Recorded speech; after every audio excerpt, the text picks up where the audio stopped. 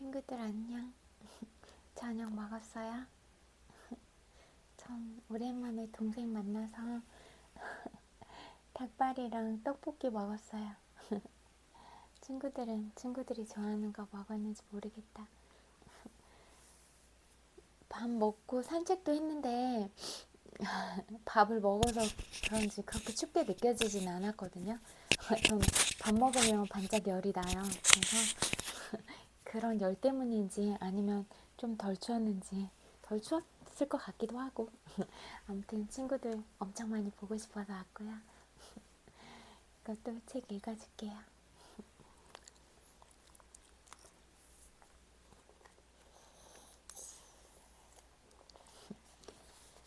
끈기를 기르는 법. 끈기는 마음의 상태로 기를 수 있는 것이다. 다른 정신 상태와 마찬가지로 끈기 역시 다음과 같은 것을 기반으로 한다. 명확한 목표. 먼저 자신이 무엇을 원하는지 알아야 한다. 이것이 끈기를 개발하는 가장 중요한 단계다. 강력한 동기는 어려움을 극복하게 한다. 열정. 어떤 대상을 강하게 열망하면 끈기를 기르기가 비교적 쉽다. 자존감. 자신이 계획을 실행하는 능력이 있다고 믿는 것으로 끈기 있게 계획을 밀어붙일 수 있도록 독려해준다. 자존감은 제5장 자기암시편에서 제시한 원칙을 통해 기를 수 있다. 분명한 계획. 체계적인 계획은 그 계획이 다소 허술하거나 비현실적이라고 해도 끈기 있게 밀고 나갈 수 있다. 적절한 지식, 경험이나 관찰 결과 자신이 세운 계획이 괜찮다는 것을 알면 끈기 있게 밀고 나갈 수 있다. 협력, 다른 사람의 공감, 이해, 협력은 끈기를 기르게 해준다. 의지, 분명한 목적을 달성하기 위한 계획에 생각을 온전히 집중시키는 습관은 끈기를 길러준다. 습관, 끈기는 습관의 결과물이다. 끈기 있는 습관을 기르면 그것이 마음속에 새겨지고 나날의 일상이 된다. 두려움은 모든 일에 있어 가장 큰 적이다. 용기 있게 행동하도록 자신을 북돋고 그 행동을 반복하면 두려움을 극복할 수 있다. 전쟁터에서 싸워본 사람들은 이 사실을 잘 알고 있다. 끈기를 길러라. 끈기라는 필수적인 자질이 부족하다면 무엇이 문제인지 먼저 알아보라. 자신을 한 부분씩 살펴보고 앞서 설명한 끈기의 8가지 요소 중 몇 가지나 결여되어 있는지 보라. 이렇듯 분석해보면 자신에 대해 새로이 알게 되고 무엇이 필요한지 알게 될 것이다. 다음에 소개한 16가지 성취를 가로막는 실질적인 적이다. 이는 끈기가 없다는 지표일 뿐만 아니라 끈기 없는 태도가 잠재의식 깊숙이 자리 잡은 요인이기도 하다. 자신이 어떤 사람이고 무엇을 잘할 수 있는지 알고 싶다면 이것들을 하나하나 자신에게 대입해 보라. 불을 일구고 싶다면 다음의 약점을 완전히 다스려야 한다. 1. 자신이 무엇을 원하는지 정확하게 파악하지 못했다. 2. 어떤 이유에서 혹은 이유 없이 미적거린다. 대개는 이에 대한 변명을 한 보따리는 가지고 있을 것이다. 3. 전문 지식을 습득하는데 흥미가 없다. 4. 우유부단함. 문제를 똑바로 직시하기보다는 책임을 전가하는 습관. 여기에도 변명이 한 보따리 있다. 5. 문제를 해결할 명확한 계획을 세우기보다는 변명하는 습관이 있다. 6. 자기만족. 이것만은 굳이 할 방법이 없다. 7. 반대에 맞서 싸우지 않고 협력하려는 태도에서 기인한 무관심. 8. 자신의 실수를 남 탓으로 돌리는 습관. 환경 탓이라면서 어쩔 수 없다고 말하는 습관. 9. 열정 부족. 행동을 이끌어낼 동기를 찾는데 안일하다. 10. 실패의 조짐이 보이면 그만두는 태도. 6가지 두려움 중 1가지 이상을 지니고 있다. 11. 체계적인 계획 결여. 계획을 글로 써두지 않아 분석할 수 없다. 12. 아이디어를 실천하는데 게으르다. 혹은 기회가 나타났을 때 그것을 보여줬는데 아니라다. 13. 의지는 없고 소망만 있다. 14. 부를 목표로 하지 않고 가난에 타협하는 태도. 대개 어떤 사람이 되겠다, 무엇을 하고 싶다, 무엇을 가지고 싶다는 야심이 부족한 경우가 많다. 15. 지름길만 찾는 태도. 공정하게 대가를 치르지 않고 부를 얻으려고 한다. 대개 도박사 기질이 있거나 대가를 적게 치르려고 애쓴다. 16. 다른 사람들의 생각, 행동이나 말 등 비판을 두려워하는 태도. 그 결과 계획을 세우고 실천하는 데 실패한다. 이는 가장 위험한 적중 하나다. 무의식에 스며들어 있어 스스로 그런 두려움이 있는 줄 모르기 때문이다. 비판이 두렵다면 비판을 두려워하는 증상은 다음으로 설명할 수 있다. 대다수 사람은 친지, 친구, 대중적인 영향력을 받아들인 나머지 자기 인생을 살지 못한다. 비판이 두렵기 때문이다. 많은 사람들이 결혼 생활을 하면서 실수를 저지르지만 그렇다고 헤어지지는 않는다. 그러면서 남은 인생을 불행하게 산다. 다른 사람이 뭐라고 할까봐 두렵기 때문이다. 이런 두려움에 굴복한 사람들은 불가피하게 야망과 소망이 꺾이는 해를 입는다. 수많은 사람이 학교를 졸업한 뒤 다시 학교로 가서 공부하는 것을 게을리한다. 비판이 두려워서다. 많은 사람들이 가족의 의무라는 이름으로 친지들이 자신의 삶을 망가뜨리게 한다. 비판이 두려워서다. 의무는 개인적인 야심을 파괴하고 자기만의 방식으로 삶을 살아갈 권리를 침해하도록 굴복하라고 있는 게 아니다. 실패에 따른 비판이 두려워서 사업 기회를 걷어차는 사람도 있다. 이런 종류 두려움은 성공에 대한 열망보다 힘이 세다. 친지나 친구로부터 너무 목표를 높이 세우지 마. 사람들이 미쳤다고 할 거야 라는 말을 들을까봐 두려워서 목표를 높이 세우지 않는다. 앤드루 카네기가 내게 앞으로 20년 동안 성공 철학을 체계적으로 정리하는 게 어떻겠느냐고 제안했을 때 처음 든 감정은 사람들이 어떻게 말할지에 대한 두려움이었다. 그 제안은 감히 상상해보지도 못한 거창한 일이었다. 먼저 나는 본능적으로 변명을 만들어냈다. 모두 비판의 두려움에서 기인한 것이었다. 넌 못해. 그 일은 너무 거대하고 너무 많은 시간이 걸려. 친지들이 널 뭐라고 생각할까? 생활비는 벌 수 있을까? 성공 철학을 체계적으로 정리한 사람은 아무도 없어. 무슨 근거로 내가 그걸 할 수 있다고 생각하는 거지? 내가 그렇게 거대한 목표를 세워도 되는 사람인가? 내 빈곤한 태생을 생각해봐. 내가 그것에 대해 뭘 알지? 사람들은 내가 미쳤다고 할 거야. 대체 왜 그전에는 그 일을 아무도 해내지 못했을까? 이런 수많은 물음이 머릿속에서 튀어나왔다. 갑자기 온 세상이 내게 시선을 던지고 카네기의 제안을 실행하려는 이 열망을 포기하라고 압박하는 것만 같았다. 나중에 수천 명의 삶을 분석한 뒤에 나는 사람들이 품는 대부분의 아이디어가 실패한다는 사실을 알게 되었다. 성장을 위해서는 아이디어가 탄생한 즉시 실행 계획을 세워 아이디어에 숨결을 불어 넣어야 한다. 살아있는 매분 매초가 생존 가능성을 높이는 기회다. 비판에 대한 두려움은 대부분의 아이디어를 죽이고 계획과 실행 단계 근처에도 가지 못하게 한다. 행운은 순리대로 만들어진다. 많은 사람들이 성공은 행운의 결과라고 믿는다. 어쩌면 그럴 수도 있겠지만 행운에만 의지하면 대개 실망을 금치 못하게 될 것이다. 행운에 의지해도 되는 사람은 스스로 행운을 만드는 사람이다. 행운은 끈기 있게 밀어붙이는 사람에게 온다. 그리고 분명한 목적에서 시작된다.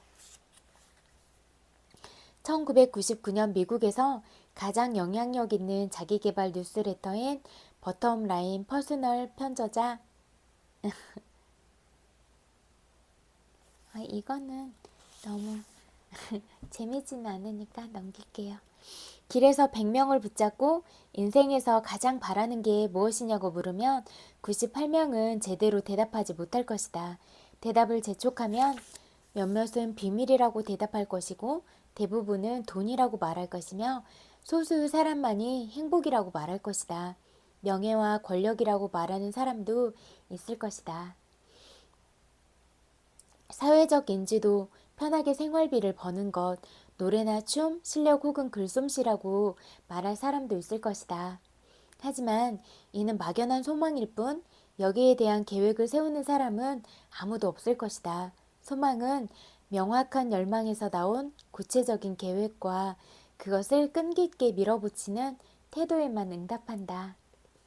끈기를 향상시키는 법. 끈기를 습관화하는 데는 4단계가 있다. 이 원칙을 따르는 데는 대단한 지성이 필요하지도 특정 수준의 학력도 필요 없다. 그저 시간을 들여 노력하면 된다. 1. 타오르는 열망으로 뒷받침된 그 열망을 반드시 달성하고야 말겠다는 구체적인 목표. 2. 구체적인 계획을 꾸준히 행동으로 옮기는 것. 3. 당신을 낙담하게 만드는 부정적인 것을 마음에서 차단하는 것. 친지나 친구, 지인의 부정적인 의견도 해당한다. 4. 계획과 목적을 끝까지 밀어붙이게 해주는 친밀한 조력자 한두 사람. 이 4단계는 삶의 어느 지점에서든 성공을 이루는 데 필수다. 이 책의 13가지 성공 원칙의 목적은 4단계를 습관적으로 만드는 것이다.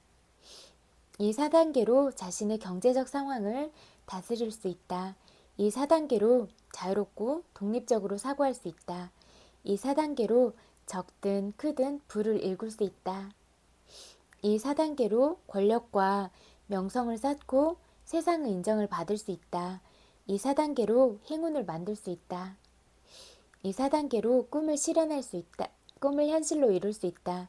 이 4단계로 두려움, 낙담, 무관심을 다스릴 수 있다. 이 4단계를 따르는 사람에게는 막대한 보상이 주어진다. 바로 자신의 가격표를 쓰고 그 가격에 걸맞은 삶을 만들어가는 특권이라는 부상 말이다. 어려움을 다스리는 방법. 끈기 있는 사람에게 어려움을 다스릴 수 있게 하는 수수께끼 같은 힘은 무엇일까? 끈기라는 자질이 어떤 화학작용을 하여 수수께끼 같은 힘을 발휘하게 만드는 것일까? 온 세상이 내게 등을 돌린 것처럼 보일 때 그에 맞서 싸우면 무한 지성이 내 편이 되어줄까? 헨리 포드가 초라한 위치에서 출발하고도 끈기 하나로 거대 기업을 세우는 모습을 보았을 때 이와 비슷한 수많은 질문이 마음속에 떠올랐다. 학교는 고작 3달밖에 다니지 못했지만 세계적인 발명가가 된 토머스 에디슨을 만났을 때도 그러했다. 그는 끈기를 녹음 재생기, 영사기, 백열 전구, 그 밖에 모두가 알만한 수백 가지 발명품들로 변환시켰다. 나는 에디슨과 포드를 제법 오랫동안 가까이에서 직접 살펴볼 기회가 있었다. 따라서 그들의 어마어마한 성과와 상가의 근간은 사실상 다른 자질이 아닌 끈기라고 확실하게 말할 수 있다. 선지자, 철학자, 종교 지도자를 연구하면 끈기, 노력을 한 곳에 집중시키는 태도, 분명한 목적이 그들이 이룩한 업적의 주요 근간이 되었다는 당연한 결론을 내리게 될 것이다. 이를테면 이슬람교를 창시한 마호메트의 경우 그 생애와 오늘날 산업계 및 재계에서 성공한 친구들을 비교해보면 특출난 하나의 자질을 공통적으로 지니고 있음을 알게 된다. 바로 끈기다. 끈기의 힘이 어떻게 작용하는지 더 알고 싶다면 마호메트의 전기를 읽어보라.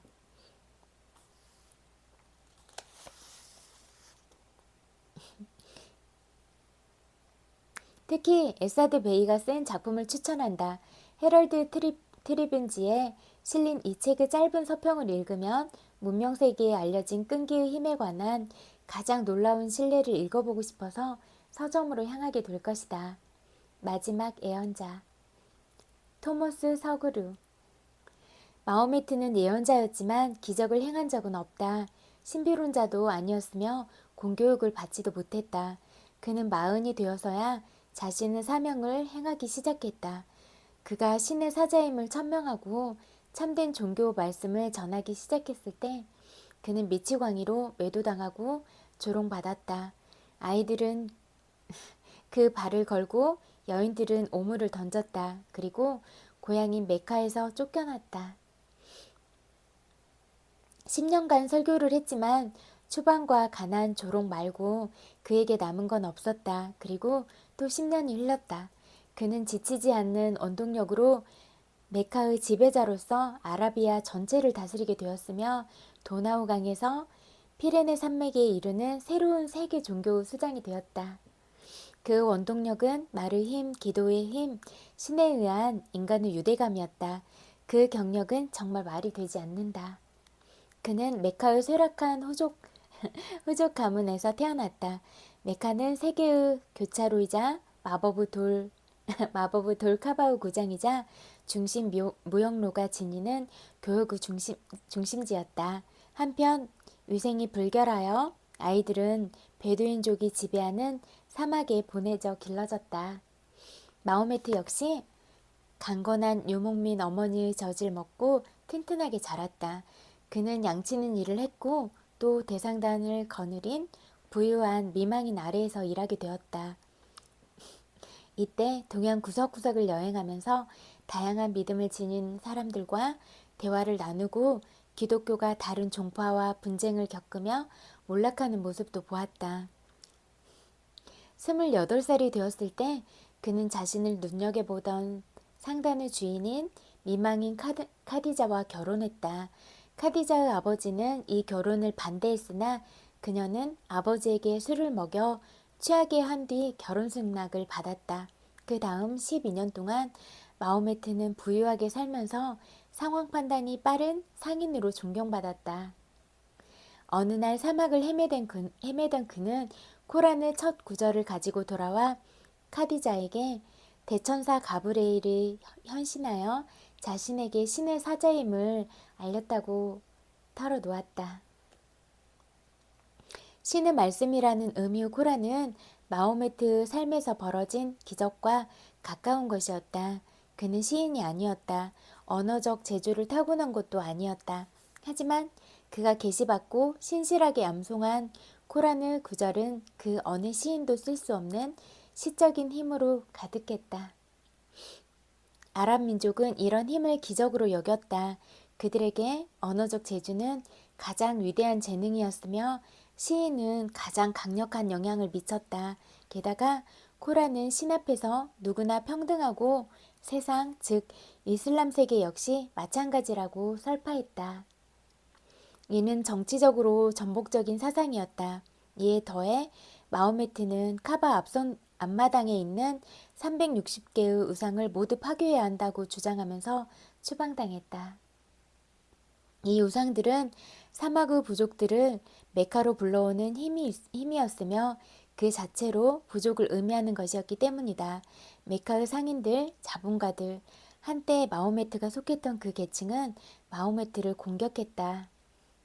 그는 사막으로 도망쳤지만 세상을 통치하고자 했다.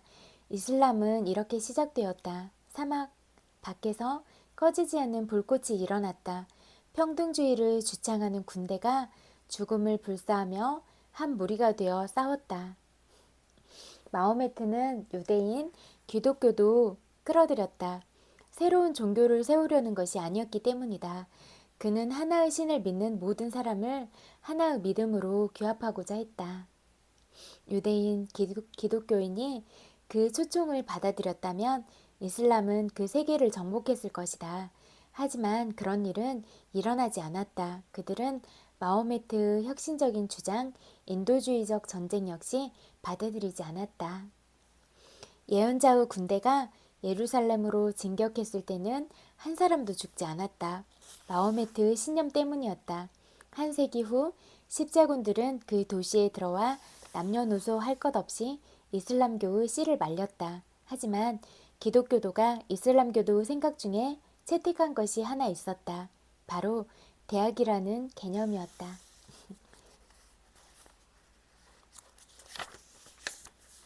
성공을 사다리는 몇 사람만을 위한 것이다. 이 책은 여기까지 읽을게요.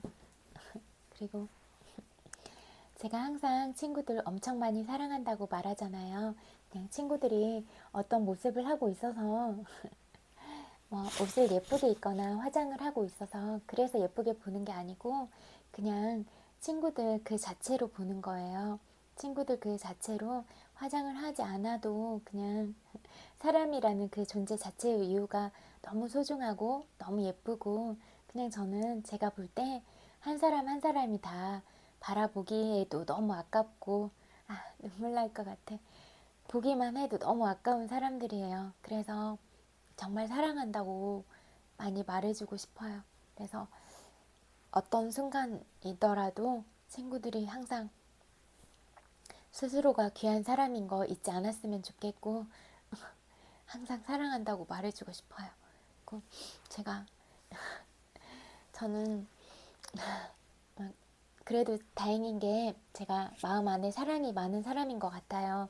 그래서 제가 따뜻한 마음도 있고 그래서 또 이렇게 사랑을 표현하고 그런 것들을 좋아하기도 하고 그러는 것 같아요. 그래서 제가 예전에 그 보육원에 있으면서 아이들을 키우고 이런 일을 하게 됐을 때 진짜 그 어린 친구들이 정말 막 3, 4살 아니면 2살 이렇게부터 시작해가지고 진짜 그런 부모들이랑 떨어져서 살고 또 부모와의 그런 관계도 원활하지 못하고 오히려 부모와의 관계가 진짜 더 뭐 가장 사랑을 받아야 되는 그런 환경이 돼주지 못한 그런 부분이 많이 있었어요. 그래서 제가 살아온 생애보다 훨씬 더 파란만장한 삶들을 봤을 때 너무 가슴이 저려왔어요.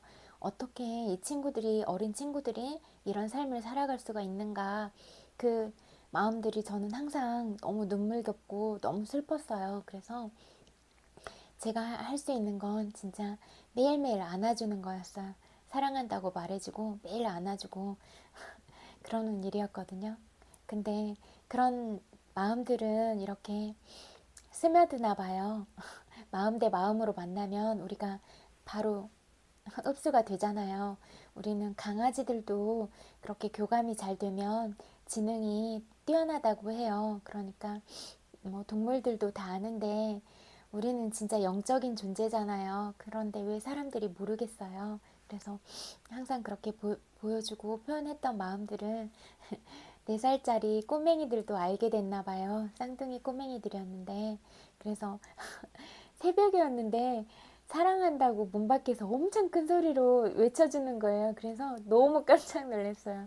근데 몇 년 전의 일이거든요. 근데 그때 감동을 잊지 못할 것 같아요. 그렇게 그래서 항상 느끼는 것 같아요. 이렇게 사랑을 표현하고 이런 것들은 평생 남는 기억이 될 수 있다. 그리고 또 그런 친구들이 요즘에는 그런 물질적인 지원이나 이런 부분이 풍부하잖아요. 그래서 어떻게 보면 그냥 일반 가정에서 지내는 것보다 훨씬 그런 물질적인 풍요 속에서 살게 되거든요. 그런 지원들을 많이 받으니까. 근데 정말 필요한 건 정신적인 교감과 사랑이잖아요. 그런 마음들을 심어주면 우리가 마음 안에 단단함들이 있기 때문에 어떤 일이 있어도 오뚜기처럼 일어날 수 있고 내가 정말 가장 소중한 사람이고 귀중한 사람이라는 걸 알면 어떤 것도 나를 파괴할 수는 없다. 이 사실을 알게 되잖아요. 그런데 나중에 이제 그 일을 그만두고 나왔을 때 제가 맡았던 친구들, 이런 친구들이 자살했다는 소식들을 너무 많이 듣게 됐어요.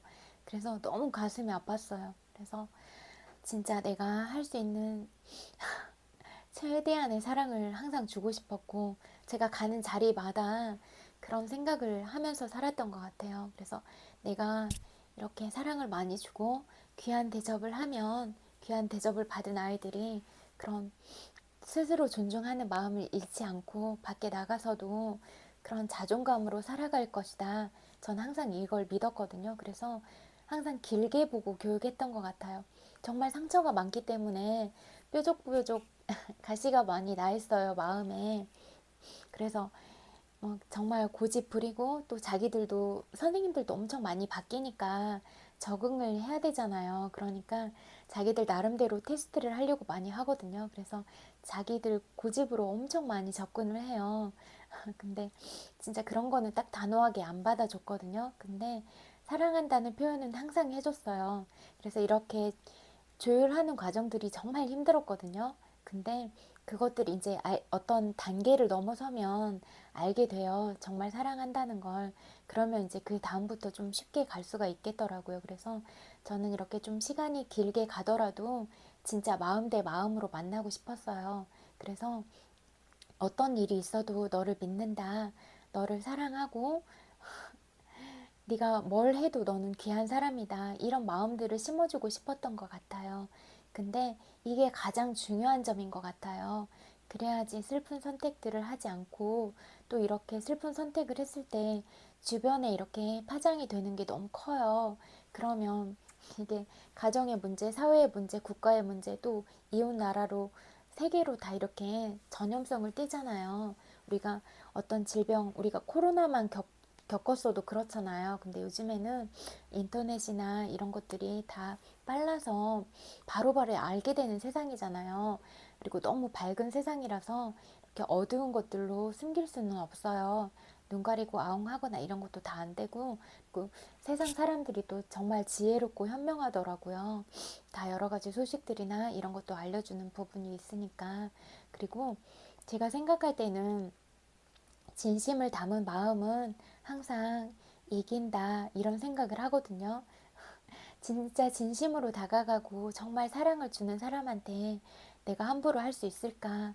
못할 것 같아요. 정말 악랄한 마음을 품지 않고는 그렇게 어려울 것 같거든요. 진짜 소시오나 사이코패스나 이렇게 감정을 전혀 교감하지 못하거나 그런 사람들이 있을 수 있잖아요. 그런 사람들을 제외한다면 일반적인 경우에는 다 알지 않을까 이런 생각을 해요. 그래서 이것들은 정말 중요하다. 그래서 이런 사랑을 나눠주려고 하는 마음이 정말 중요하고 내가 주변에 그런 사랑을 나눠줘야 되는 그런 환경에 있다면 이런 것들을 좀 염두에 두고 살아가는 게 중요하다 이런 생각이 들어요. 그래서 저는 항상 아이들하고 대할 때 그런 부분을 많이 신경을 썼던 것 같아요. 그래서 진짜 열린 마음으로 항상 들어주려고 했고 네 의견을 존중한다.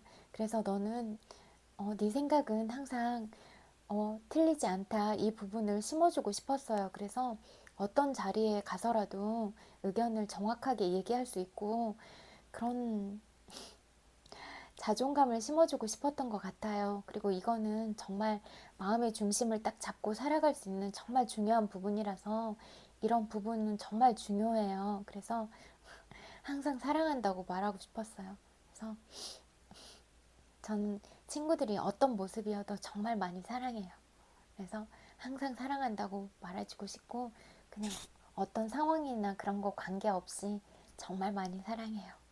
그리고 주변에 어른들도 아이들을 만났을 때 항상 이렇게 따뜻하고 사랑스러운 마음으로 우리가 안아줄 수 있는 사람이 되면 좋겠다 이런 생각이 들어요. 그리고 우리들의 부모님들이 우리들을 다 소중하게 생각하잖아요. 그래서 우리가 아끼는 사람들이 어떤 자리에 갔을 때 정말 귀한 대접 받기를 그렇게 바라고 키우셨을 것 같아요. 그러니까 우리가 그런 부모님의 마음을 헤아리고 또 내가 내 딸, 아들, 내 사랑스러운 조카한테 할 수 있는 행동인가 그런 부분을 생각해보고 다른 사람을 대한다면 그런 소중한 마음을 잃지 않고 살아갈 수 있지 않을까 이런 생각이 들더라고요. 그래서 오늘은 이런 부분에 대해서 나눠보고 싶었어요.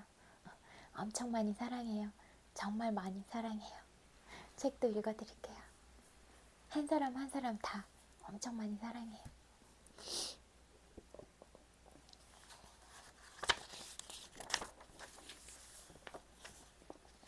군중심리를 넘어서라. 여기서 군중심리란 이 세상 수십억 명의 사람들에게 작동하는 마음을 의미한다. 모든 생각은 하나의 우주적인 마음으로 들어간다. 조금만 상상력을 발휘하면 이미지와 느낌, 믿음, 미신, 추하고 부정적인 생각 모두가 우주적인 마음에 새겨진다는 걸 알 수 있다. 동시에 전 세계 수백만 명의 사람들은 군중심리에 사랑, 믿음, 자신감, 기쁨, 평화, 선의, 행복, 성취, 승리, 문제 해결법 등을 불어넣고 있다. 그러나 이런 사람들은 전 지구적으로 봤을 때 극소수에 불과하다. 군중심리의 가장 큰 특징은 바로 부정성이다. 군중심리는 사고, 질병, 불운, 전쟁, 범죄, 모든 종류 재난과 재해가 일어나리라고 믿는다. 군중심리에는 공포, 싹이 되는 증오, 분개, 적대감, 화, 고통이 새겨지기 때문에 전반적으로 공포가 만연하다. 빅토리아 시대에는 성을 금기시하고 성적 표현에 제한을 두었다. 하지만 성의 억압은 반작용을 불러일으켜 부도덕함과 음란함이 오늘날 세계 각지에 극단적으로 퍼졌다. 그러므로 잠재의식의 힘을 과학적으로 활용해 나 자신을 지킬 수 있을 때까지 온갖 시련과 고난에 시달리는 건 당연하다. 우리는 모두 군중심리의 영향, 부정적인 주문, 선전의 지배와 힘, 다른 사람의 의견에 종속되어 있다. 우리가 의도적으로 거부하지 않는 한 행운과 불운, 고통과 안녕, 부와 가난은 엎치락 뒤치락 할 수밖에 없다.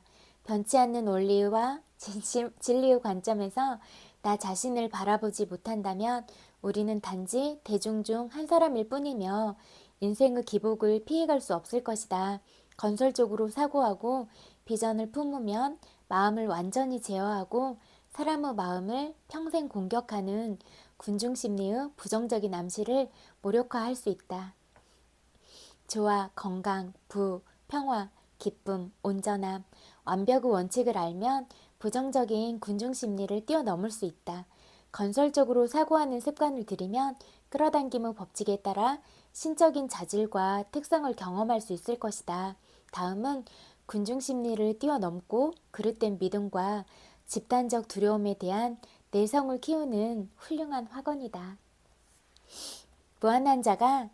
무한자가 나를 통해 생각하고 말하고 행동하며 모든 측면에서 나를 영적으로 인도해 줍니다. 영적인 행동이 나를 지배합니다. 영적인 법과 질서가 나의 삶을 지배합니다. 두려움이나 의심이 들거나 걱정이 될 때면 내가 생각하는 게 아니라 내 안의 군중심리가 생각하는 것임을 알고 있습니다. 그래서 대담하게 확언합니다. 선한 생각에는 영적인 힘이 서려 있습니다. 위의 확언을 계속 확인하고 묵상하라.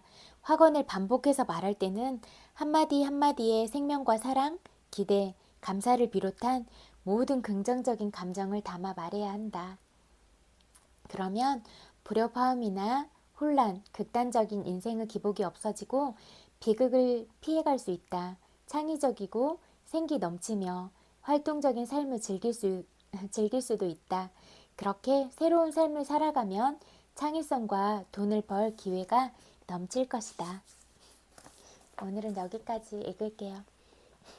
그리고 우리들 한 사람 한 사람의 인생은 정말 소중하잖아요. 그리고 값어치가 있잖아요. 그리고 인생은 딱 한 번뿐이잖아요. 우리 삶에 있어서. 그래서 이 인생이 우리한테 얼마나 가치 있고 소중한 삶인가 이런 생각을 잊지 않았으면 좋겠고 다른 사람들의 인생도 딱 한 번뿐인 인생이잖아요. 그래서 우리가 제가 예전에 지적장애인 아저씨들이랑 일할 때도 있었거든요.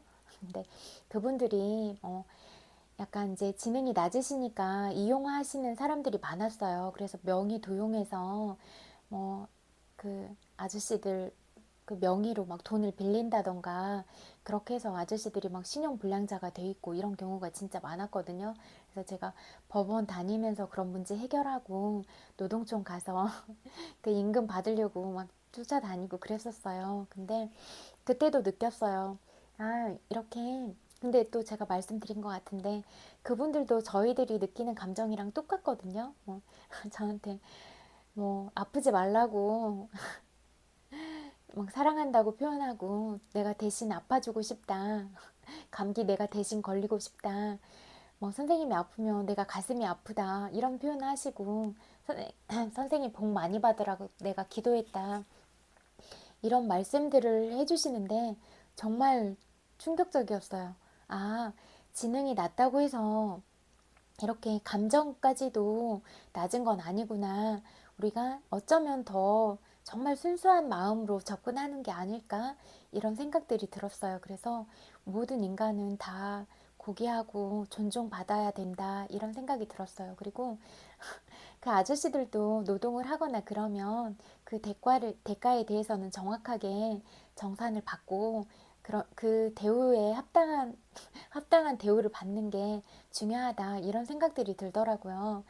뭐 한 번뿐인 인생인데 누구한테 착취당하거나 그런 삶을 살아야 된다면 너무 가슴 아픈 일이잖아요. 그리고 우리가 우리의 삶이 소중하듯이 다른 사람의 삶도 소중하니까 이런 부분들이 꼭 잘 지켜지면 좋겠다. 이런 생각이 많이 들었어요. 그래서 정말 좋은 마음으로 모든 일들이 다 진행이 되고 일에 대한 그런 대우나 이런 것도 적절하게 보상이 되고 이렇게 누구의 인생을 담보로 하는 일은 없었으면 좋겠다. 이런 생각이 들었어요. 우리 각자 모두의 인생이 중요한데 인생을 저당 잡혀서 인생이 좌지우지되고 이런 거는 바람직하지 않은 것 같거든요. 우리 모두가 소중한데 그렇게 살아야 된다면 너무 가슴 아픈 일이잖아요. 그래서 저도 소중하고 친구들도 소중하고 우리 모두가 소중하고 사랑스러운 사람들이고 그런 얘기하고 마무리하고 싶었네요. 그리고 오늘 친구들이 살아온 하루 어떤 하루를 살았을지라도 토닥토닥 마음으로 안아드려요. 그리고 100만 번 볼뽀뽀 보내드릴게요. 엄청 많이 사랑해요. 그리고 항상 감사하는 마음 늘 잊지 말고 그리고 어떤 결과나 좋은 사람들을 만나고 싶으면 이미 이루어진 것처럼 그렇게 항상 이렇게 감정의 진동을 최상 상태로 유지하는 게 가장 중요하니까 그렇게 좋은 감정을 유지하도록 노력하고 좋아하는 음악 듣고 이러면서 자기 감정 상태를 계속 체크하는 거예요. 이런 부분이 가장 중요하니까 아름다운 말, 사랑스러운 말 할 수 있는 사람이 되면 좋겠네요. 친구들 자체가 너무 예쁘고 사랑스러운데 맞잖아요. 그에 합당하게 표현하고 엄청 많이 사랑하면서 살면 너무 좋잖아요. 그쵸? 그래요. 오늘 잘 때 다 따뜻하고 편안하게 잘 자요. 굿나잇. 안녕.